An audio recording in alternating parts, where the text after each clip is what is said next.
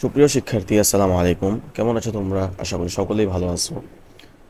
আজকে আমি তোমাদের কাছে নিয়ে আসলাম যোজনী বের করার নিয়ম এই একটা বিষয়। রসায়নের যে বিষয় বিক্রিয়াগুলো আছে, বিক্রিয়া করার ক্ষেত্রে যোজনী হচ্ছে অত্যন্ত গুরুত্বপূর্ণ ভূমিকা পালন করে। তো তাই আমাদের সবাইকে যোজনী জানতে হবে। অন্ততপক্ষে যে 8, 9 বলো 10 বলো এ পর্যন্ত অন্ততপক্ষে 1 থেকে 4 পর্যন্ত যোজনীগুলো আমাদের জানতে হবে। ঠিক আছে? তাহলে আমি আজকে তোমাদের জন্য নিয়ে আসলাম যে ছন্দে ছন্দে যেভাবে যোজনী শেখা যায় এটা নিয়ে আলোচনা করব। তো ঠিক আছে, আর দেরি না করে ভিডিওটা শুরু করি।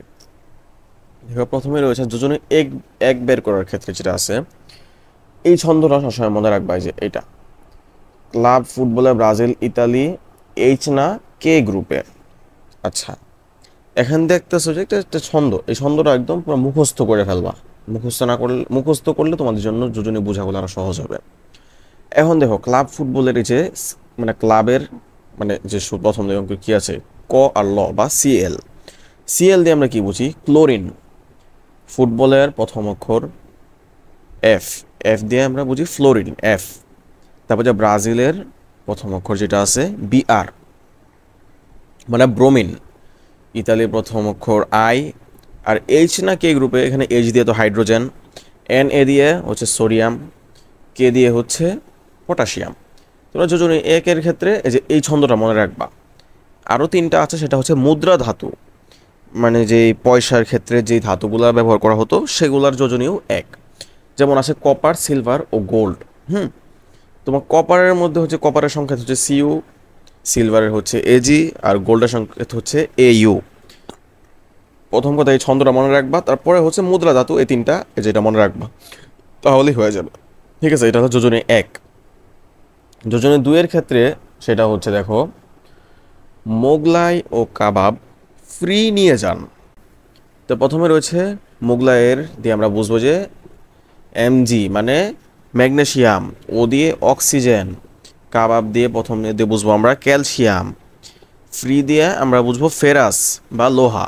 ঠিক আছে, যে নিয়ে যানের যে নি, এটাতে আমরা বুঝবো নিকেল, এটা সংকেত হচ্ছে এনআই। আর জান দিয়ে আমরা বুঝবো জিঙ্ক।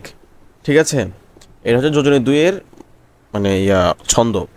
তো এই যে যে ছন্দগুলো আছে, ছন্দগুলো অবশ্যই মুখস্থ করে নেবা, তাহলে না হলে লাভ নেই। ঠিক আছে, তো এখন দেখি আমরা যোজনী দুয়ের আরও আছে, সেটার হচ্ছে আরেকটা ছন্দ। ওইটার একটা কারণ আছে, কারণটা তোমাদের একটু পরে বলতেছি। এটা হচ্ছে কাঁদলে শার্ট স্যান্ডেল পাবে। কাঁদলের যে ক দিয়ে আমরা বুঝবো হচ্ছে কার্বন। তোমার শার্টের মানে যে দন্ত আছে সেটা দিয়ে এস দিয়ে আমরা বুঝবো কি সালফার। এই স্যান্ডেলের যে এস এন বুঝাবে সেটা দেওয়া হচ্ছে টিন, আর পিবি দিয়ে হচ্ছে লেড। ঠিক আছে, তোমার এই যে দ্বিতীয় যে ছন্দ, এই যে এইটা দেখো, প্রথম ছন্দের যে বিষয়টা এটি হচ্ছে সবগুলো যোজনী দুই। আর যে দ্বিতীয় ছন্দ যেটা, এটা সবগুলো যোজনী দুই ঠিক আছে, কিন্তু এদের যোজনী চারও হতে পারে, এই জন্য এটা ছন্দটা আলাদা করে লিখছি।